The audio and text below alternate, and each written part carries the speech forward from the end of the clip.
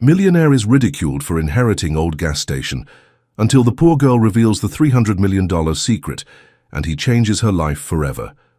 Before we dive into the story, drop a comment below and tell us where you're watching from. Enjoy the story. The mahogany conference room fell silent as attorney Margaret Thompson cleared her throat. Around the polished table, the Harrison family sat in their finest funeral attire, vultures in Armani suits waiting to feast on Uncle Frank's fortune. "To my beloved nephew, William Harrison," she read from the weathered will, "I leave my most precious possession."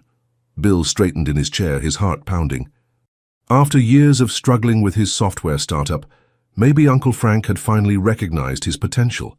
Maybe this was his chance to prove himself to his dismissive family. Frank's Gas and Go station, located at 1247 Maple Street, including all buildings, equipment, and surrounding 3 acres. The room erupted in laughter. His brother Marcus nearly choked on his coffee. "That old dump? Frank must have been senile." His sister Patricia dabbed her eyes, but not from grief. "Oh, Bill, you've hit the jackpot. A whopping gas station in the worst part of town." Bill's face burned with humiliation. Through the conference room's floor-to-ceiling windows, he could see the gleaming city skyline where his cousins owned penthouses and his siblings ran successful law firms. And here he was, inheriting a rundown gas station that probably hadn't turned a profit since the Clinton administration.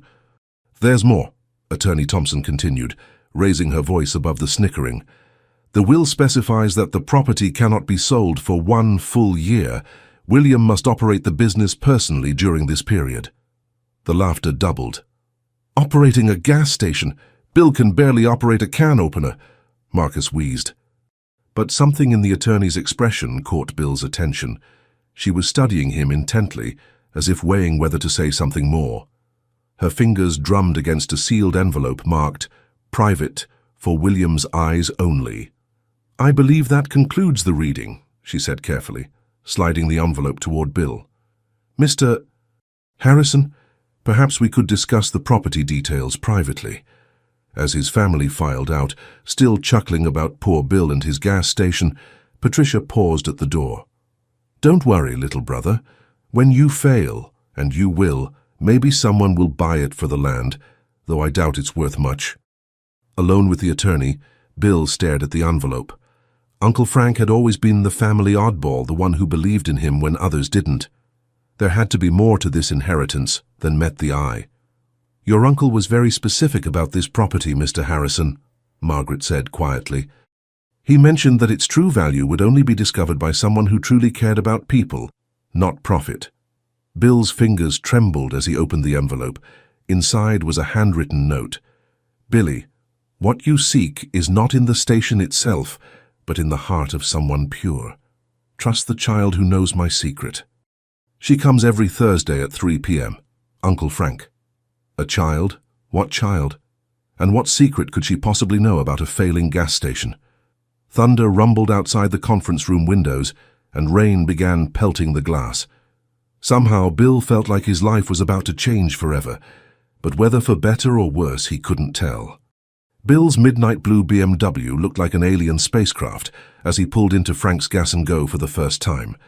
The morning sun revealed every crack in the faded concrete, every rust stain bleeding down the ancient pumps like tears. A hand-painted sign hung crooked on rusty chains. "Cold drinks, hot coffee, warm hearts." Someone had added below it in smaller letters, "Credit cards welcome, when machine works." "Warm hearts," Bill muttered, stepping over a pothole that could swallow a golf cart. More like warm garbage dump. The station consisted of a small convenience store with windows so grimy they filtered the sunlight into a sickly yellow glow, attached to 2 service bays that hadn't seen a working car lift since the Reagan administration. Weeds pushed through every crack in the pavement, with the determination of small green soldiers reclaiming enemy territory. A rusted Coca-Cola machine sat like a monument to better times, its red paint faded to the color of dried blood. But as Bill fumbled with the heavy brass keys Uncle Frank's attorney had given him, an elderly black man approached from across the street. He moved with the careful dignity of someone who'd earned his authority through decades of quiet leadership. "You must be Frank's nephew," the man said, extending a weathered hand that felt like warm leather. "I'm Earl Washington. Lived here 43 years across the street in the blue house with the white roses. Your uncle was a saint, son. A real saint walking among us regular folks." Bill blinked, looking around at the obvious decay. "A saint? This place is falling apart at the seams." Earl's eyes crinkled with the kind of warmth that comes from understanding life's deeper mathematics. Frank never charged Mrs. Rodriguez when her husband was laid off from the factory. Gave free gas to Jenny Miller when she was driving back and forth to Children's Hospital with her sick baby. 3 months straight. Never asked for a penny. Let homeless folks use the bathroom and grab a cup of coffee without asking questions or making them feel small about it. More neighbors began emerging from the modest houses lining Maple Street like flowers opening to morning sunshine. Maria Rodriguez, a tired-looking woman in her 50s with paint-stained fingers and hopeful eyes, hurried over with the urgency of someone who'd been waiting for this moment. "Senor Bill, your uncle, he was family to us, more than family. When my daughter Sophia needed school supplies for her senior year, he always found a way to help. When my car broke down, he fixed it for free and told me to pay him back when I got my next commission from painting houses." A young mother with 2 small children clinging to her legs introduced herself as Janet Pierce. "Frank used to watch my kids while I ran to the bank or grocery store. Never asked for payment, just said children needed safe places to be children." Bill felt a strange tightness in his chest, like his heart was trying to expand beyond the confines of his ribcage. His family saw Uncle Frank as the failure, the disappointment who never accumulated wealth or status or any of the markers they considered important. But these people spoke of him like he'd been some kind of community hero, a gentle giant who measured success in smiles and second chances. "Thing is," Earl said quietly, his voice carrying the weight of unspoken community consensus, "we were all hoping someone would keep this place running. It's not about the gas, you understand. It's about having somewhere to belong when the rest of the world tells you you don't matter." As the neighbors shared their stories, Bill noticed something else that made his skin prickle with unexplained awareness. Every person who approached looked toward the back corner of the property with a strange expression, not quite sadness, not quite hope, but something suspended between the two like a held breath. "What's back there?" Bill asked, following their collective gaze to where a massive oak tree dominated the landscape. The neighbors exchanged glances heavy with shared knowledge and careful consideration. Finally, Maria spoke up, her voice soft with the tenderness reserved for discussing wounded children. "That's where little Lucy likes to sit. She talks to your uncle even though—" She trailed off, pressing her lips together. "Even though what?" "Even though he's gone," Earl finished gently, his words carrying the weight of witnessed grief. "Child's been coming here every Thursday since the funeral. Just sits by that old oak tree and talks to thin air like Frank's still there listening. Breaks your heart and fills it up at the same time." Bill stared at the massive oak tree dominating the back corner of the property. Its ancient branches stretched over what looked like a small clearing where someone had placed a handmade wooden bench painted cheerful yellow. The tree seemed to pulse with its own life force, roots probably extending beneath the entire property. The pieces clicked together with the satisfying precision of a combination lock opening. A child who comes every Thursday. Uncle Frank's note about trusting the child who knows his secret. Tomorrow was Thursday. Bill spent Wednesday night in his downtown apartment, pacing the hardwood floors of his minimalist living room like a caged animal. He couldn't focus on anything except Uncle Frank's cryptic note and the mental image of a grieving child talking to an empty tree. At 2:30 p.m. Thursday, he was already parked outside the gas station, watching the oak tree through his windshield, like some kind of private investigator staking out a crime scene. The neighborhood seemed to hold its breath in the afternoon heat. Children played in distant yards, their laughter floating on the warm air like dandelion seeds. Mrs. Rodriguez tended her small garden, occasionally glancing toward the gas station with curious eyes. At exactly 3 p.m. she appeared. A small girl, maybe 10 years old, emerged from between 2 houses across the street, with the purposeful stride of someone keeping a sacred appointment. Her auburn hair was pulled back in a slightly crooked ponytail, secured with a bright blue scrunchie, and she wore a faded pink backpack decorated with unicorn stickers that looked too big for her thin frame. Despite her small size, she carried herself with an old soul's dignity. Bill watched mesmerized as she settled onto the wooden bench beneath the oak tree, opened her backpack with the careful reverence of someone handling precious artifacts, and pulled out what looked like a composition notebook and a thermos decorated with cartoon cats. She began talking, not loudly, but with the animated gestures and changing facial expressions of someone having a genuine conversation with a beloved friend. Taking a deep breath that felt like diving into unknown waters, Bill climbed out of his BMW and approached slowly, not wanting to startle her or interrupt what was obviously a private ritual. "Hello there," he called softly when he was still several feet away, his voice carrying the gentle uncertainty of someone approaching a wild animal. The girl looked up, revealing bright green eyes that seemed far older than her years, eyes that had seen too much loss but refused to surrender their capacity for wonder. "You're Bill," she said matter-of-factly, as if his arrival had been predicted and scheduled. "Mr. Frank said you'd come eventually." Bill's heart skipped several beats. "You knew my uncle?" "He was my best friend in the whole wide world," she said simply, patting the bench beside her in invitation. "I'm Lucy Chen. I live with Mrs. Patterson 3 houses down in the yellow house with the purple shutters, ever since my parents died in a car accident last year. Mr. Frank used to give me oatmeal raisin cookies and let me help him sort the inventory. He told me lots of things about lots of things." Bill sat carefully on the other end of the bench, noting how the wood was worn smooth by years of use and weather. "What kind of things?" Lucy studied him with those unsettling green eyes that seemed to look straight through to his soul. "He said his family thought he was a failure because he didn't make piles of money or live in fancy houses, but that you were different from the rest of them. He said you had a good heart buried under all that fancy city worry and expensive clothes." The accuracy of this assessment made Bill profoundly uncomfortable, like someone had x-rayed his soul and found it wanting. "Lucy, I found a note from Uncle Frank. He said you know a secret about this place." Lucy's expression grew serious, transforming her young face into something ancient and wise.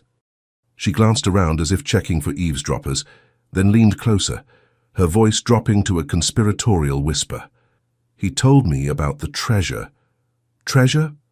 Bill's pulse quickened, images of pirate chests and golden coins dancing through his imagination. "He said there's something buried here worth more than all the money in all the banks in the whole city. But he made me promise with my pinky finger and everything that I would only tell someone who proved they really cared about people more than about being rich." Bill's mouth went dry. "What kind of treasure? Where is it buried?" Lucy shook her head firmly, her ponytail swishing with determination.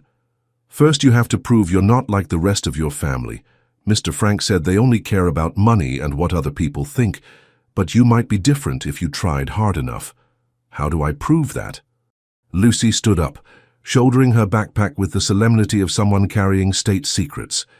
"Keep the gas station open for real, not just sitting here counting days until you can sell it and forget about us. Make it a place that helps people again, like Mr. Frank did." She started walking away with measured steps, then turned back, her green eyes sparkling with mischief and mystery. "Oh, and Mr. Frank said when you're ready to hear about the treasure, I should look for the heart that beats beneath the numbers."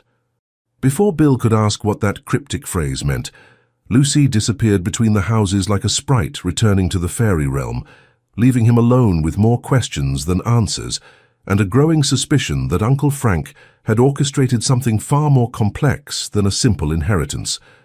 The oak tree seemed to rustle its leaves in approval, as if it too was part of the conspiracy. Bill spent the next 3 days wrestling with Lucy's challenge like Jacob wrestling with the angel. Keep the gas station open for real? He'd never pumped gas in his life, let alone run a convenience store or dealt with the daily reality of retail customers. His software startup experience hadn't exactly prepared him for the nitty-gritty of small business operations. But every time he considered walking away and returning to his comfortable downtown apartment, he remembered Lucy's serious green eyes and Uncle Frank's inexplicable faith in his potential for goodness. Saturday morning found him standing behind the register in borrowed jeans and an old college t-shirt. feeling like an actor who'd wandered onto the wrong stage. The ancient cash register looked like it belonged in the Smithsonian, all brass buttons and mechanical precision from an era when everything was built to last forever. His first customer approached, Earl Washington carrying a folded newspaper and wearing a cautious smile that suggested he was prepared to be disappointed but hopeful to be surprised. "Morning, son. Heard through the neighborhood grapevine that you're giving this a real try instead of just waiting out the year." "Trying being the operative word," Bill admitted, fumbling with the register's mysterious sequence of buttons and levers. "How do you work this contraption? It looks like something Captain Nemo would use to pilot the Nautilus." Earl chuckled, a rich sound like coffee percolating on a cold morning, and walked behind the counter with the easy familiarity of family. "Frank taught me when the register got stuck during the blizzard of '98. You press here first, then here, and then pray to whatever deity handles temperamental machinery that it doesn't eat your money and spit out bottle caps." As Earl patiently demonstrated the register's quirks, more neighbors trickled in with the steady rhythm of a gentle stream. Maria Rodriguez bought milk and bread for her family, paying with carefully counted quarters and dimes saved from her house-painting jobs. A teenage boy named Marcus, thankfully not his arrogant brother, picked up energy drinks and chips, mentioning shyly that he was saving every penny for community college tuition. By noon, Bill realized something remarkable was happening. Every customer knew exactly where everything was located, treated the place like their personal community center, and several had voluntarily helped him figure out Uncle Frank's quirky organizational system. The coffee filters were stored next to the motor oil, the Band-Aids lived with the candy bars, and the ice cream freezer apparently had a temperamental lock that required a specific sequence of jiggles and soft cursing. "Your uncle never worried much about profit margins or efficiency experts," explained Mrs.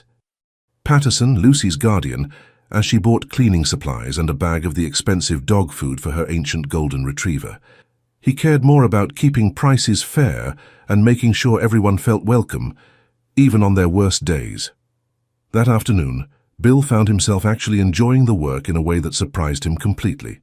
There was something deeply satisfying about helping people find what they needed, learning their names and their stories, becoming part of the intricate web of relationships that made a neighborhood feel like home. When Lucy appeared Thursday at 3 p.m., she seemed genuinely surprised to find him actually working behind the counter, instead of just waiting for her arrival like some kind of treasure-hunting tourist. "Mrs. Rodriguez said you helped her carry groceries to her car yesterday," Lucy said without preamble, settling her backpack carefully beside the register. Her arthritis was bothering her. The bags were heavy. "And Tommy Washington said you let him pump gas, even though he's only 14 and doesn't have a driver's license yet. Kid wanted to learn how things work. His dad was supervising and everybody's got to start somewhere." Lucy nodded approvingly, checking items off some invisible list in her mind. "Mr. Frank said you'd figure out that taking care of people feels better than making money." Bill wiped his hands on the apron he'd somehow started wearing without conscious decision. "So have I proven myself? Will you tell me about this mysterious treasure?" Lucy tilted her head like a curious bird, considering his question with the seriousness of a judge weighing evidence. "Getting closer. But first you need to understand what Mr. Frank meant about the heart that beats beneath the numbers. I've been thinking about that phrase for days. It sounds like some kind of riddle or code." "Not a riddle," Lucy said, pulling her journal from her backpack with ceremonial care. "A map, Mr. Frank drew pictures for me because I'm not good with reading big words yet, but I'm excellent at remembering important things." She opened to a page covered with what initially looked like childish drawings. Stick figures holding hands, trees with detailed branches, geometric shapes arranged in careful patterns. But in the center was something that made Bill's breath catch in his throat. A detailed sketch of the gas station property with X's marked in specific locations and arrows indicating relationships between different areas. "Where did you get this?"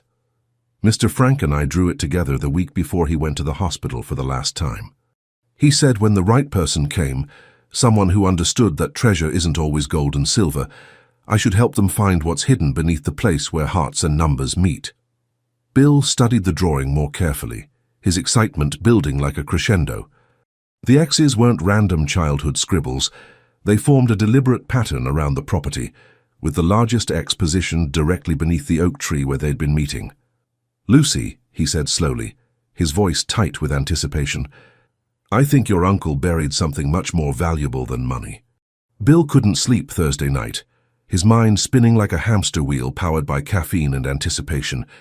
He kept staring at Lucy's journal drawing, trying to decipher what Uncle Frank meant by the heart that beats beneath the numbers.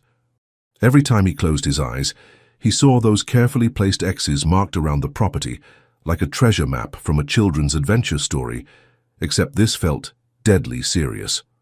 Friday morning found him at the station before dawn, walking the perimeter with Lucy's drawing clutched in his hand like a sacred text. The first X seemed to correspond with a spot near the old service bays, where decades of oil stains had created abstract art on the concrete. The second marked an area behind the convenience store, where someone had once attempted a garden that now hosted only the hardiest weeds. But the largest X, the one beneath the oak tree, drew him like a magnet draws iron filings. "You're up early for a city boy," Earl Washington called from his front porch across the street, holding a steaming mug and wearing the satisfied expression of someone who'd been awake for hours. "Coffee's fresh if you want some real fuel instead of that convenience store sludge." Bill accepted the invitation gratefully, crossing the street as the neighborhood began its gentle awakening ritual. Earl's kitchen was warm and smelled like bacon grease, fresh biscuits, and decades of good memories layered like archaeological strata. "Earl, did Uncle Frank ever mention hiding anything valuable on the property?" Earl's eyes grew thoughtful as he poured coffee into a mug that proclaimed "World's Best Grandpa" in faded blue letters. Frank was a private man who kept his own counsel, but he did mention once that the real value of that place wasn't in any ledger book or tax assessment. Said someone would figure it out eventually, someone who understood that the most valuable things can't be bought or sold. He paused, studying Bill's face with the penetrating gaze of someone who'd learned to read people through 7 decades of careful observation. "You thinking about that little girl's treasure stories? You know about Lucy's treasure hunt?" "Son, everybody knows. That child's been talking about Frank's secret for months." Most folks figured it was just grief talking, the way children sometimes make up stories to cope with loss, but Earl shrugged, his expression suggesting he'd seen enough of life's surprises to keep an open mind. Frank always was one for mysteries and unexpected revelations. When Bill returned to the station, he found Lucy already waiting by the oak tree, holding a small gardening spade and wearing the determined expression of someone prepared for serious excavation work. "I borrowed this from Mrs. Patterson's garden shed," she announced, hefting the tool with both hands. "She said if we're going to dig for treasure, we might as well do it right with proper equipment. Lucy, we can't just start digging holes all over the property. What if there's nothing there? What if we're just chasing children's fantasies?"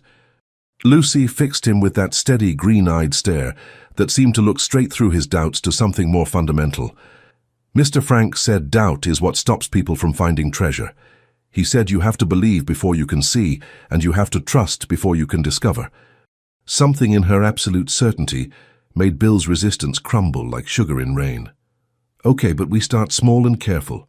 Just the area right around the tree where your drawing shows the biggest X." They began digging near the bench, working carefully around the oak's massive roots that spread through the soil like the fingers of a buried giant. The earth was softer than expected, as if it had been disturbed more recently than the tree's age would suggest. After about 20 minutes of careful excavation, Lucy's spade hit something hard with a metallic clank that made them both freeze. "There!" she exclaimed, dropping to her knees and attacking the soil with her bare hands. "I felt something solid, something that doesn't belong in dirt." Bill's heart pounded as they cleared away earth, with the desperate efficiency of archaeologists uncovering ancient ruins. What emerged wasn't gold or jewels or anything that glittered, but something far more puzzling.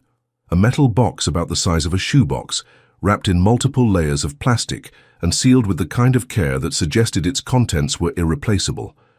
Inside the box were dozens of documents: property deeds, geological surveys, financial records, legal papers, and a letter in Uncle Frank's careful handwriting addressed to the new caretaker, in letters that seemed to glow with importance. Bill opened the letter with trembling fingers, while Lucy peered over his shoulder. If you're reading this, you've proven you understand that true treasure isn't measured in dollars, but in the lives we touch and the love we share. The documents in this box will show you the real value of this property, but remember, with great wealth comes great responsibility to use it wisely. Lucy bounced with excitement. What do the papers say? What kind of treasure did we find? Bill's eyes widened as he scanned the documents, his hands beginning to shake as the implications hit him like lightning. Property surveys showing mineral rights, geological assessments indicating valuable deposits, legal papers dating back decades, and financial projections that made his mouth go dry. "Lucy," he whispered, his voice barely audible, "I think we just found something worth hundreds of millions of dollars." But before he could explain the magnitude of their discovery, the sound of expensive car engines filled the air like approaching thunder. 3 black sedans with tinted windows pulled into the station parking lot, and men in dark suits began climbing out with the ominous efficiency of people accustomed to getting exactly what they wanted. Bill quickly shoved the documents back into the metal box as the men in suits approached, with the coordinated precision of a military operation. Their leader, a thin man with silver hair and cold blue eyes that reminded Bill of winter ice, walked with the predatory confidence of someone accustomed to acquiring whatever he desired through a combination of money and barely concealed threats. "Mr. Harrison," the man called out, flashing a smile that never reached his eyes and held all the warmth of a funeral parlor director. "I'm Robert Sterling from Sterling Development Group. We understand you've recently inherited this charming property." Lucy instinctively moved closer to Bill, clutching her gardening spade like a small warrior's weapon. "Who are they?" she whispered, her young voice carrying the primal fear that children feel when predators enter their safe spaces. "Gentlemen," Bill replied carefully, positioning himself between Lucy and the developers while trying to appear casual despite his racing heartbeat. "This is private property. What can I do for you?" Sterling's companions fanned out across the property, surveying every building and structure, with the systematic efficiency of vultures circling wounded prey. One pulled out a tablet and began taking photographs of every angle, documenting everything with professional thoroughness. Another walked the perimeter, occasionally stopping to examine specific areas with the focused attention of someone following a detailed plan. "We're prepared to make you an exceptionally generous offer for this land," Sterling continued, pulling a thick contract from his expensive briefcase and spreading it on the hood of his Mercedes like a legal altar. $5 million cash, closing within 30 days. That's well above market value for a failing gas station in a declining neighborhood. Bill's mind raced faster than a stock market ticker. $5 million was more money than he'd ever dreamed of possessing, enough to solve every financial problem he'd ever had and buy security for the rest of his life. But Uncle Frank's will specifically stated the property couldn't be sold for 1 year, and more importantly, the documents in the box suggested the land was worth exponentially more than Sterling was offering. "I appreciate the offer, but the property isn't for sale." Sterling's smile faltered slightly, like a mask slipping to reveal something much less pleasant underneath. "Mr. Harrison, let's be realistic about the situation you're facing. This neighborhood is changing rapidly. Soon, this quaint little gas station will be surrounded by luxury condominiums and upscale shopping centers. You can either be part of that inevitable progress, or you can be swept away by it like debris in a flood." "Sounds like a threat to me." Earl Washington's voice cut through the tension like a knife through silk. Bill turned to see Earl and several other neighbors had emerged from their houses, watching the confrontation with barely concealed hostility. Mrs. Rodriguez stood on her porch with her arms crossed, while Janet Pierce held her children protectively close. "Not a threat," Sterling replied smoothly, his voice carrying the oily charm of a snake oil salesman. "Simply economic reality. Mr. Harrison, surely an educated man like yourself understands that maintaining this antiquated business is a losing proposition in today's market. Take our generous offer now while it's still available." Lucy tugged on Bill's sleeve with urgent insistence. "Mr. Frank said never trust people who smile with their mouths but not with their eyes," she whispered loud enough for Sterling to hear, her child's honesty cutting through the adult pretense like a sword through fog. One of Sterling's associates leaned close to his boss and murmured something that made Sterling's jaw tighten, with barely controlled anger. The man's corporate mask slipped further, revealing glimpses of the ruthless predator beneath the polished exterior. "We're also prepared to help with any complications that might arise from local zoning issues or environmental concerns," Sterling continued, his voice taking on a harder edge. "These old gas stations can be quite problematic when it comes to soil contamination and regulatory compliance. The cleanup costs alone could bankrupt a small business owner." The threat was barely veiled now, hanging in the air like poison gas.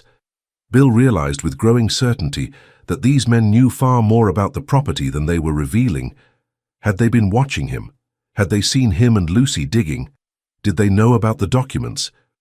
"As I said, the property isn't for sale," Bill repeated firmly, his voice carrying more confidence than he felt. "Now I'd appreciate it if you'd leave my land." Sterling's mask finally slipped completely, revealing the cold calculator beneath the friendly businessman facade.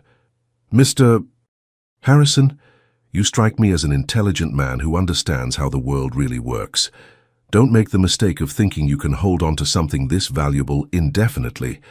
Market forces have a way of getting what they want, with or without cooperation." After the developers left, their expensive cars disappearing like dark clouds after a storm, Bill noticed Lucy was trembling despite the warm afternoon sunshine. "They're the bad guys, aren't they?" she asked, her voice small and uncertain. "The ones Mr. Frank warned me about?" Bill knelt beside her, his mind reeling from the encounter and its implications. "What exactly did Uncle Frank tell you about bad guys?" "He said someday people would come who wanted to take away our special place. He said they'd offer lots of money and make scary promises, but they didn't understand what really made it valuable." Lucy looked up at the oak tree, with the reverence of someone gazing at a cathedral. "He said when that happened, I should make sure the right person knew about the heart that beats beneath the numbers." Bill followed her gaze upward into the oak's ancient branches, and suddenly Uncle Frank's cryptic phrase made perfect, brilliant sense. There, carved into the trunk about 8 feet up, were dozens of pairs of initials inside heart shapes. A romantic record of every couple who had gotten engaged under this tree over the decades, a testament to love's endurance. Below the hearts, carved in Uncle Frank's careful handwriting, was a series of numbers that made Bill's breath catch. N42, 3601 W071, 0589, GPS coordinates. "Lucy," Bill said, his voice tight with excitement and growing fear, "I think we've only found the first piece of your uncle's treasure. And I think those men in expensive suits know exactly what we're looking for." Bill couldn't sleep again Friday night, his mind consumed by the GPS coordinates carved into the oak tree and the documents that suggested his uncle's failing gas station sat on something extraordinarily valuable. At sunrise, he found himself standing beneath the tree with his smartphone, inputting the numbers Uncle Frank had so carefully preserved. N42, 3601, W071, 0589. The coordinates pointed to a location approximately half a mile northeast of the gas station, in what appeared to be an undeveloped wooded area behind the neighborhood. Bill studied the satellite image on his phone, noting that the terrain looked surprisingly untouched for being so close to residential development. When Lucy arrived for her usual Thursday visit, she found Bill pacing excitedly beneath the oak tree. His laptop balanced precariously on the yellow bench, while he cross-referenced geological surveys from Uncle Frank's document collection. "You look like my teacher, Mr. Peterson, when he's had too much coffee," Lucy observed, settling her backpack beside his computer with practiced care. "Did you figure out what the numbers mean?" "They're coordinates, Lucy. They point to a specific location about half a mile from here. I think Uncle Frank wanted us to find something else, something bigger than just those documents." Lucy's green eyes lit up with the kind of excitement that only children can muster for genuine adventures. "Like a real treasure map? Can we go look? Mrs. Patterson packed extra cookies today, so we have supplies for exploring." Bill hesitated, glancing around the property where Sterling's men had photographed every detail just 24 hours earlier. "I'm not sure it's safe. Those developers seem to know more about this place than they're letting on." "Mr. Frank always said the best treasures are hidden where scared people won't look," Lucy replied, with the confident wisdom of someone quoting a beloved mentor. Besides, we can't let the bad guys win just because they have scary suits and mean faces. Against his better judgment, Bill found himself agreeing. They locked up the gas station, a process that involved 3 different keys, and checking that the ancient security system Uncle Frank had installed was properly armed, and set off through the neighborhood toward the coordinates. The walk took them through increasingly rural terrain, past the last row of modest houses, and into a stretch of mixed forest that felt impossibly wild for being so close to suburban development. Ancient oaks and maples formed a canopy overhead, filtering the afternoon sunlight into dappled patterns that danced across the forest floor. "This is beautiful," Lucy whispered, her voice carrying the reverence children reserve for truly magical places. "It feels like where fairies would live." Following his phone's GPS, Bill led them deeper into the woods until they reached a small clearing, dominated by what appeared to be an old stone foundation, the remnants of some long-forgotten structure that nature was slowly reclaiming. Moss covered the weathered stones, and wildflowers had colonized the cracks between them. "This is it," Bill announced, checking his coordinates one final time. "Whatever Uncle Frank wanted us to find should be right here." Lucy immediately began exploring the foundation with the systematic thoroughness of a professional archaeologist, running her small hands along the stones and peering into every crevice. "Look at this," she called from the far corner. "There's something carved in this rock." Bill hurried over to find letters chiseled into the stone, weathered but still legible. "F.H. 1987, where dreams take root, fortunes grow." "F.H. Frank Harrison," Bill breathed. "He's been planning this for decades." They spent the next hour carefully examining every inch of the foundation, but found no obvious hiding places or buried containers. As the afternoon shadows grew longer, Bill began to wonder if they'd misunderstood Uncle Frank's intentions. Then, Lucy made a discovery that changed everything. "Bill, come look at this," she called from behind a particularly large oak tree adjacent to the foundation. "There's a metal box attached to the trunk. Hidden in a hollow of the ancient oak, about 7 feet up and completely invisible, unless you knew exactly where to look, was a weatherproof container secured with heavy-duty straps." Bill boosted Lucy up to retrieve it, his hands shaking with anticipation. Inside were more documents, but these made the first discovery look like pocket change, mineral rights extending across hundreds of acres, geological surveys indicating massive deposits of rare earth elements essential for modern electronics, environmental impact studies, and most stunning of all, correspondence with major mining companies dating back 15 years, correspondence that revealed Uncle Frank had been sitting on one of the largest undeveloped rare earth deposits on the East Coast. "Lucy," Bill whispered, his voice barely audible above the sound of wind through leaves. "Your uncle wasn't just a gas station owner. He was one of the wealthiest men in the state, and he kept it secret his entire life." But their celebration was cut short by the sound of vehicles approaching through the forest, multiple engines, driving fast and without regard for the terrain. Through the trees, Bill caught glimpses of black SUVs forcing their way along what must have been an old logging road. "They followed us," Lucy said, her voice tight with fear. "The bad guys found us." Bill grabbed the documents and Lucy's hand. "We have to get back to the station now." They made it back to the gas station just ahead of Sterling's convoy, arriving breathless and covered in bramble scratches from their hurried escape through the woods. Bill's mind raced as he tried to process the magnitude of what they'd discovered, while simultaneously figuring out how to protect Lucy and themselves from increasingly aggressive corporate interests. "Stay close to me," he told Lucy, as they saw the black SUVs pull into the station parking lot. "And if things get scary, run to Earl's house and call the police." This time, Sterling emerged from his vehicle with reinforcements, 2 men who looked more like private security than business associates, and a severe-looking woman in an expensive suit who carried herself with the authority of someone accustomed to making problems disappear. "Mr. Harrison," Sterling called, his voice carrying a harder edge than their previous encounter. "I believe you've been exploring areas beyond your property boundaries. That's concerning behavior for someone in your precarious position." The woman stepped forward, extending a business card with the crisp precision of someone delivering an ultimatum. "I'm Jennifer Walsh. attorney for Sterling Development. We've discovered some irregularities in your uncle's property transfers that require immediate attention. Bill accepted the card with trembling fingers, noting the letterhead of one of the city's most prestigious law firms. What kind of irregularities? Environmental violations, for starters, Walsh replied smoothly. Our preliminary investigation suggests this property may have contamination issues that were never properly disclosed or remediated. The cleanup costs could exceed the property's entire value. That's convenient timing for such discoveries, Earl Washington's voice cut through the tension. Bill turned to see that word of the confrontation had spread through the neighborhood with the efficiency of a telegraph system. Rodriguez, Janet Pierce, and several other residents had gathered across the street, watching the proceedings with protective intensity.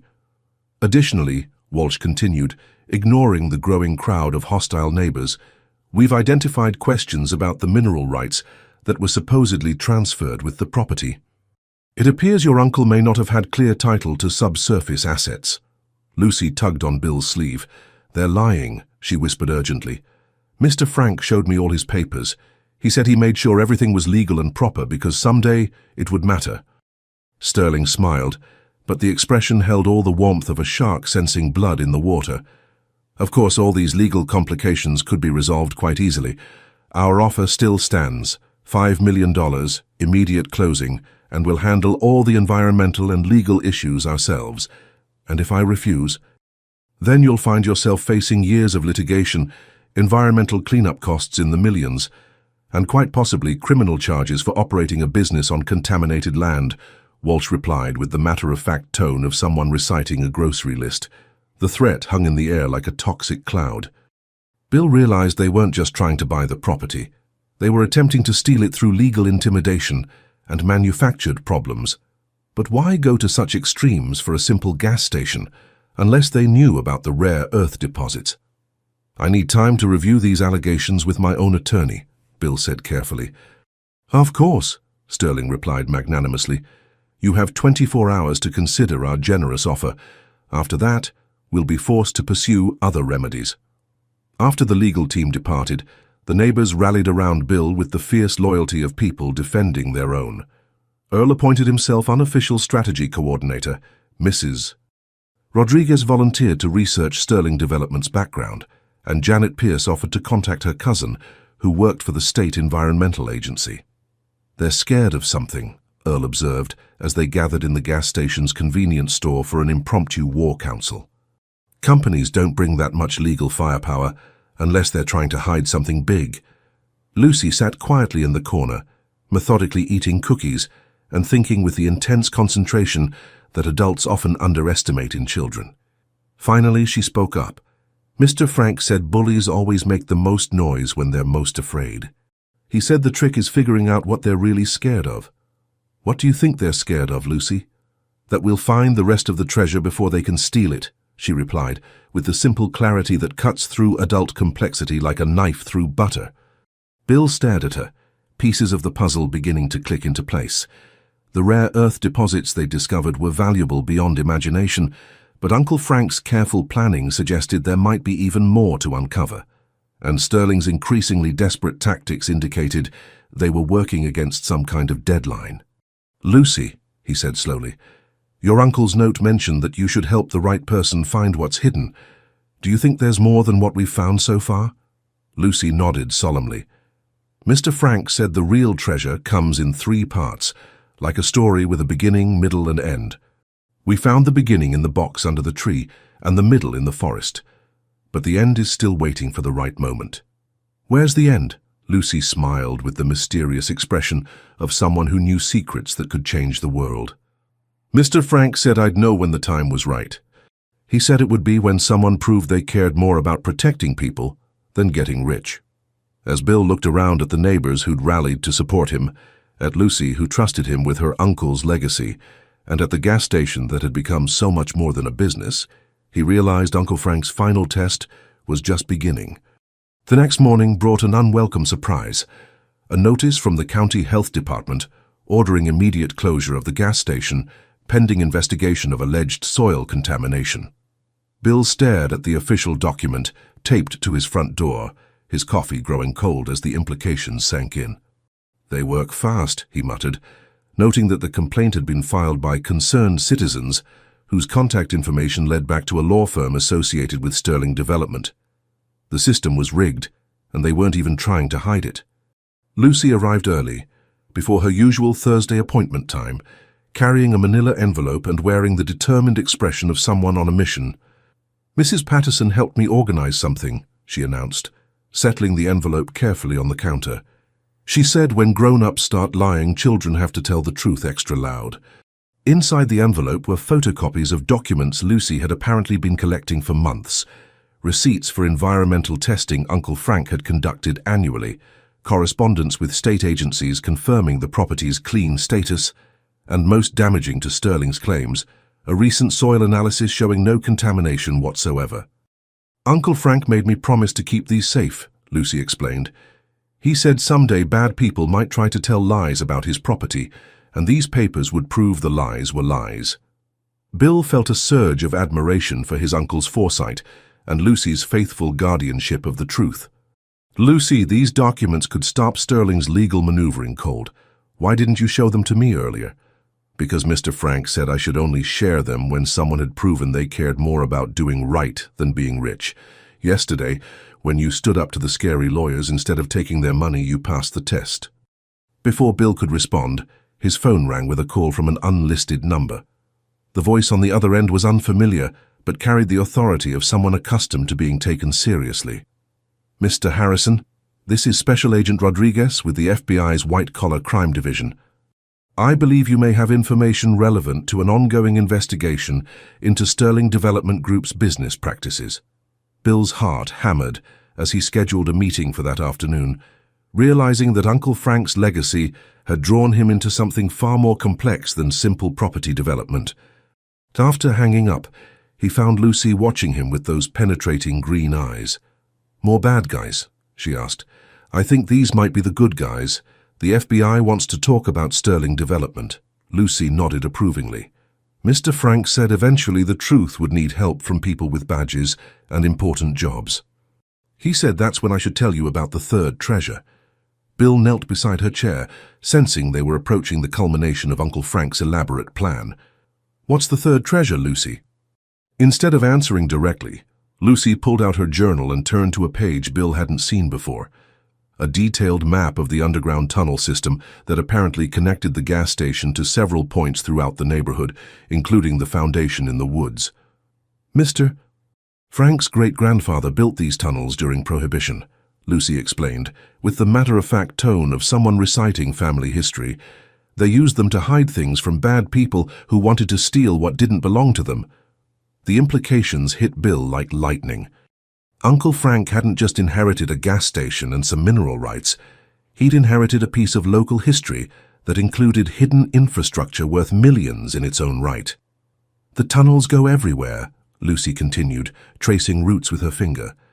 "Under Mrs. Rodriguez's house, under the school, under the old cemetery. Mr. Frank said someday they might be the only thing that saved the neighborhood from people who wanted to tear everything down."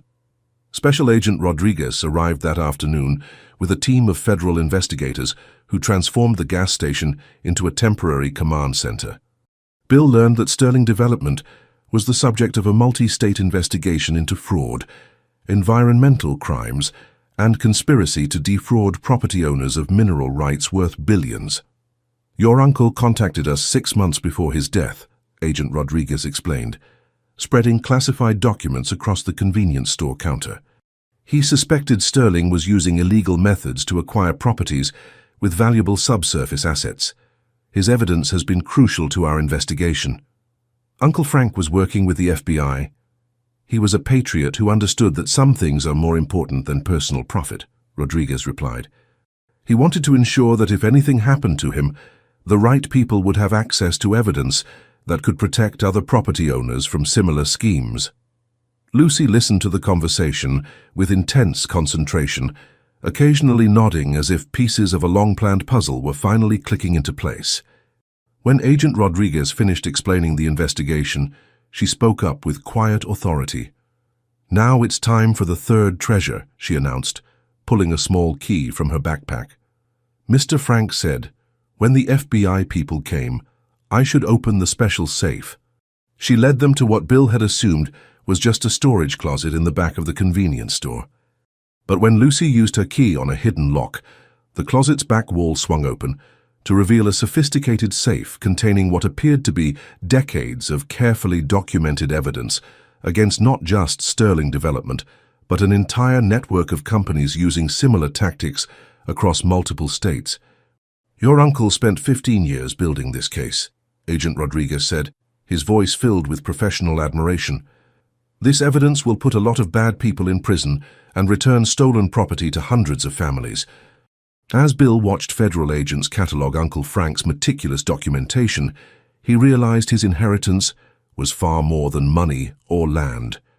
He'd inherited a responsibility to his community, a chance to be part of something larger than himself, and most importantly, the opportunity to honor a good man's legacy by protecting people who couldn't protect themselves.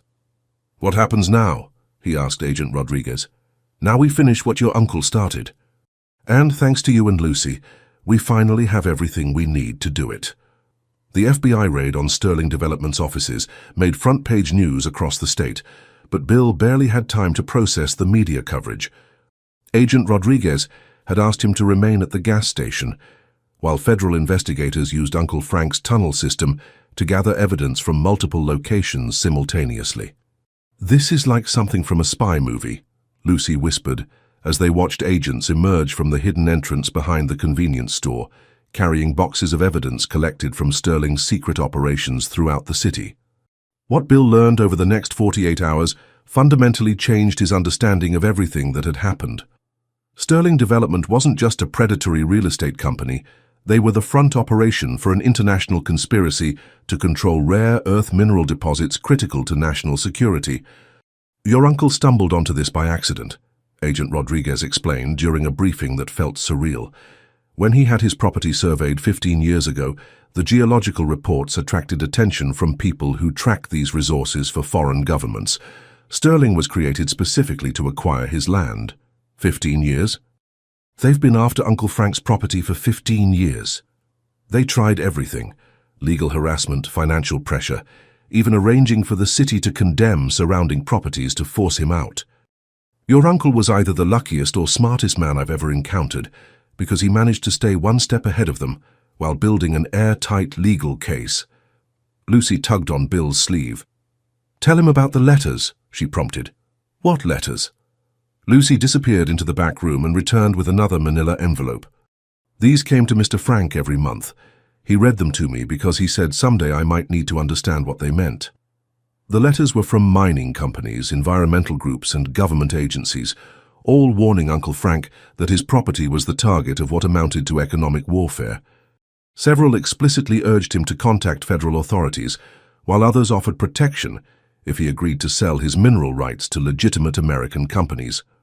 "He turned down offers worth over $300 million, Bill said, his voice barely audible as he read through the correspondence. "Because he understood that some things are more valuable than money," Agent Rodriguez replied. "Your uncle believed this deposit should benefit his community, not foreign interests or corporate raiders."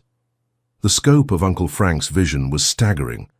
He'd spent 15 years not just protecting his property, but building a legal framework that would allow the rare earth deposits to be developed responsibly, with profits shared among neighborhood residents and environmental protections enforced by community oversight. "He created a trust," Agent Rodriguez continued, handing Bill a thick legal document.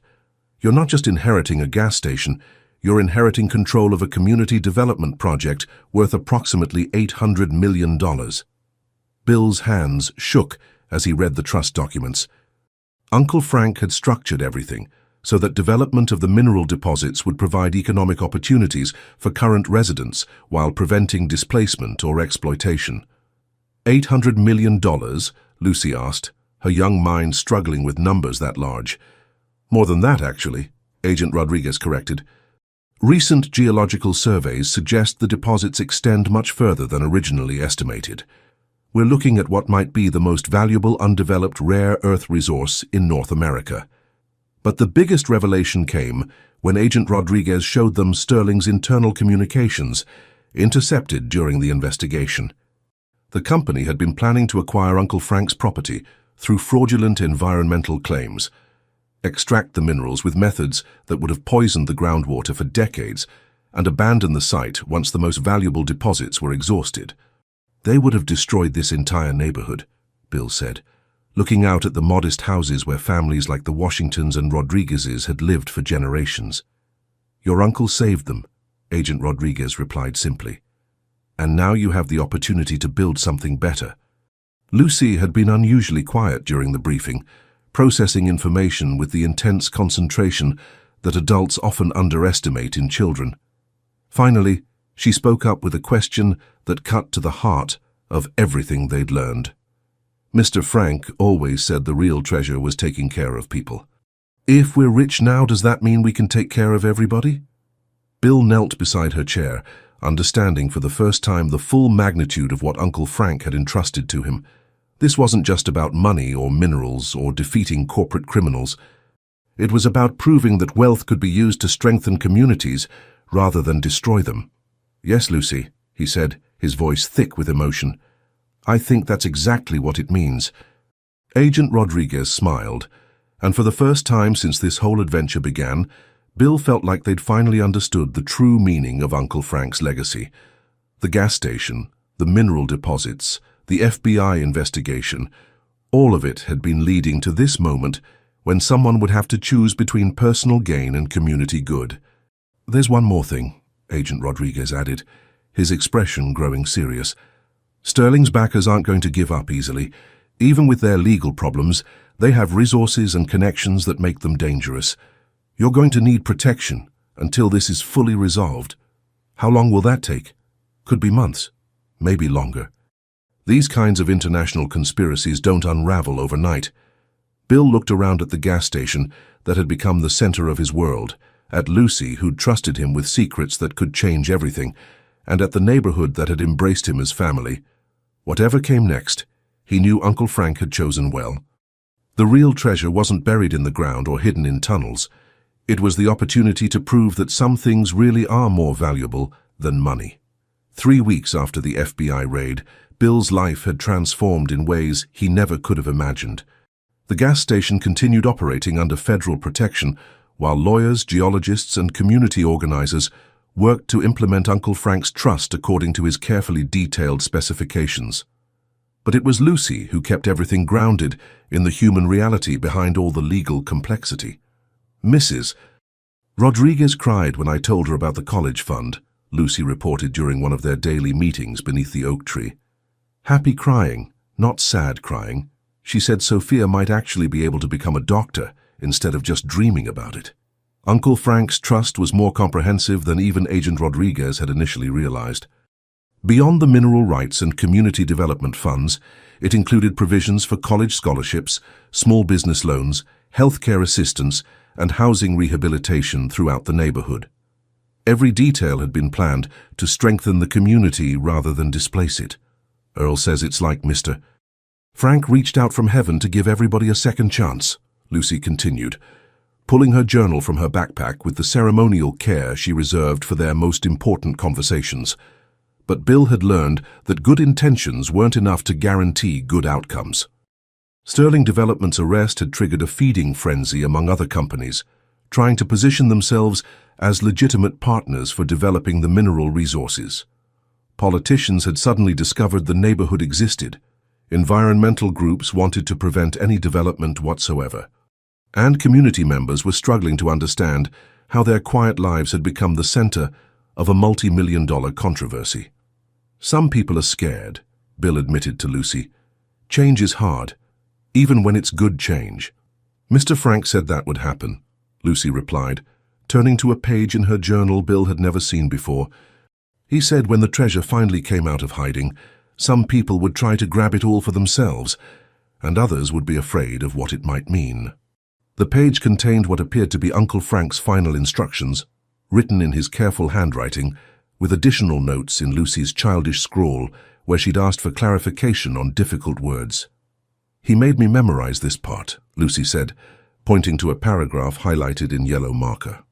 He said it was the most important thing of all, and I should only share it when the person in charge had proven they could handle the responsibility. Bill read Uncle Frank's words with growing emotion. The greatest treasure isn't the money or the minerals or even the power to change lives. The greatest treasure is understanding that wealth means nothing unless it serves love. The person reading this has been chosen not because they're perfect, but because they're capable of growth. Trust the community to guide you. Trust the children to inspire you. Trust yourself to do better than those who came before. He believed in you before you even knew he existed, Lucy said softly. Just like he believed in me when nobody else thought a kid could keep important secrets. The weight of that trust was both humbling and terrifying. Bill had spent his adult life focused on personal success, measuring worth in profit margins and market share. Uncle Frank was asking him to think in terms of generations, to build something that would matter long after he was gone. Lucy, what if I mess this up? What if I make decisions that hurt people instead of helping them? Lucy considered his question with the seriousness she brought to all matters of genuine importance. Mr. Frank said the secret to not messing up was remembering that you're not doing it alone. He said the treasure belongs to everybody, and everybody gets to help decide how to use it. Over the following days, Bill threw himself into community meetings with the passionate intensity of someone who discovered his life's purpose. They established neighborhood committees to oversee different aspects of the development project. They brought in independent experts to ensure environmental protections were more than just legal requirements. They created transparent processes for making decisions about fund allocation and business partnerships. Most importantly, they made sure every resident understood exactly what was happening and had multiple opportunities to shape the outcomes. This is what democracy looks like when it actually works, Earl Washington observed during one particularly productive community meeting. Frank would be proud to see how you're honoring his vision, but Bill knew the real test was still coming. Tomorrow, representatives from 6 different mining companies would present their proposals for developing the rare earth deposits. The community would have to choose partners who could balance profitability with environmental responsibility and social justice. The decision would affect not just current residents, but generations of families yet to be born. "Are you ready for the big meeting?" Lucy asked, as they sat beneath the oak tree on what felt like the eve of a historic moment. Bill looked around at the gas station that had become a symbol of community resistance to corporate exploitation, at the neighborhood where children played safely in streets that would soon be part of a multi-million-dollar development project, and at Lucy, whose unwavering faith in Uncle Frank's vision had made everything possible. "I'm ready," he said, and for the first time since this whole adventure began, he truly meant it. "Good," Lucy replied, closing her journal with the satisfied expression of someone who'd completed an important assignment, "because tomorrow we find out if we really learned what Mr. Frank was trying to teach us." The oak tree rustled its leaves in what sounded almost like approval, as if Uncle Frank himself was listening and preparing for the final test of his carefully orchestrated plan. The community center had never seen anything like it. 6 mining companies had set up elaborate presentations in what used to be the church basement, where neighborhood potluck dinners were held every 3rd Sunday. Representatives in expensive suits spoke about profit projections and extraction timelines, while residents who'd lived here for decades asked pointed questions about water quality and noise levels. Bill sat at the head table with Lucy beside him, both of them wearing the weight of responsibility like formal attire that didn't quite fit yet. After 3 hours of presentations ranging from environmentally conscious to profit-obsessed, the choice seemed clear to everyone in the room. Meridian Earth Sciences has the best environmental protections, Earl Washington summarized during the community discussion period. They're offering fair profit sharing, they'll hire locally, and they've got a track record of leaving sites better than they found them. Mrs. Rodriguez stood up, her voice carrying the authority of someone who'd raised 4 children and buried 2 husbands. "But what about our children's children? What about 50 years from now when the mining is done and these companies are long gone?" It was Lucy who provided the answer that changed everything.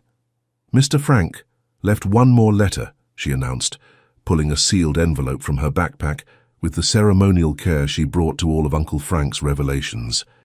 He said I should only open it when the grown-ups were ready to think like children. The envelope contained a proposal so simple and revolutionary that it took several minutes for the adults to fully grasp its implications. Uncle Frank suggested that instead of selling mineral rights to any single company, the community should form its own mining cooperative, hiring expertise as needed while maintaining complete control over operations, environmental standards, and profit distribution. He calculated everything, Bill said, scanning Uncle Frank's detailed financial projections. We can afford to hire the best geologists, the most advanced equipment, the strictest environmental monitoring, and all the profits stay in the community forever. Agent Rodriguez, who'd been quietly observing the proceedings, stood up with a smile that transformed his usually serious face. For what it's worth, the federal government would much prefer seeing these resources developed by an American community cooperative rather than any multinational corporation. The vote was unanimous. Over the following months, Bill discovered that managing an $800 million community trust was simultaneously the most challenging and rewarding work he'd ever undertaken. Every decision required balancing competing interests, every expenditure demanded community approval, and every success belonged to everyone. But it was the small moments that revealed the true treasure Uncle Frank had left behind. Like watching Sofia Rodriguez, graduate valedictorian from the State University, her medical school acceptance letter framed on her mother's kitchen wall beside a photo of Uncle Frank at her quinceañera. Like seeing Earl Washington's granddaughter open her veterinary clinic in the renovated building that used to house Sterling Development's local offices. Like discovering that the gas station had become an informal community center where neighbors gathered to solve problems and celebrate victories. People drive from other towns just to see how we did it, Lucy reported during one of their weekly meetings beneath the oak tree. She was 12 now, taller and more serious, but still carrying the same unicorn backpack and still treating their conversations like the most important appointments of her week. Did what? Proved that money can make people happier instead of meaner, she replied with the matter-of-fact wisdom that had guided them through Uncle Frank's elaborate treasure hunt. The gas station still operated, though it had been thoroughly modernized with solar panels, electric vehicle charging stations, and a convenience store that showcased products from local businesses. Bill had kept his promise to run it personally, discovering that pumping gas and chatting with customers remained one of his favorite parts of each day. But the real transformation was visible in the faces of people who'd learned to believe in possibilities they'd never dared imagine. Children who'd grown up expecting to leave the neighborhood for better opportunities were now planning to stay and build something unprecedented. Adults who'd spent decades struggling financially were investing in education, starting businesses, and dreaming about their grandchildren's futures. Uncle Frank would be proud, Lucy said, following Bill's gaze across the bustling street where construction crews were building the new community college campus funded by the mining cooperative. He'd be proud of you most of all, Bill replied. You kept his secret safe and you trusted the right person to help make his dreams come true. Lucy considered this for a moment, then shook her head with the gentle correction of someone who understood the deeper truth. He'd be proud of all of us for remembering that taking care of each other is what makes treasure actually valuable. As the sun set behind the oak tree where it all began, Bill reflected on how completely his life had changed. He'd inherited what he thought was a worthless gas station and discovered it was an invitation to join something larger than himself. He'd been humiliated by his wealthy family and found real wealth in the relationships that money couldn't buy. Most importantly, he'd learned that Uncle Frank's greatest gift wasn't the mineral deposits or the legal trust or even the elaborate plan to protect the community from corporate predators. His greatest gift was the example of how to use whatever resources you have, whether it's a gas station, a kind word, or $800 million, to make the world a little bit better for the people around you. Same time next week? Lucy asked, shouldering her backpack as parents across the neighborhood called children home for dinner. Same time next week, Bill confirmed, watching her skip toward Mrs. Patterson's house where homework and homemade cookies waited. He remained beneath the oak tree for a few more minutes, listening to the sounds of a community that had learned to thrive instead of just survive. Tomorrow would bring new challenges, new decisions, and new opportunities to prove that Uncle Frank's faith in human goodness hadn't been misplaced. But tonight, Bill simply sat in grateful amazement at the treasure he'd been privileged to discover. The knowledge that wealth means nothing unless it serves love, and love means everything when it's shared with people brave enough to dream together. The oak tree rustled its leaves in the evening breeze, and Bill could swear he heard Uncle Frank's gentle laughter carried on the wind, pleased beyond measure that his carefully orchestrated treasure hunt had led to the most valuable discovery of all: the truth that the best inheritances aren't what we receive, but what we choose to give.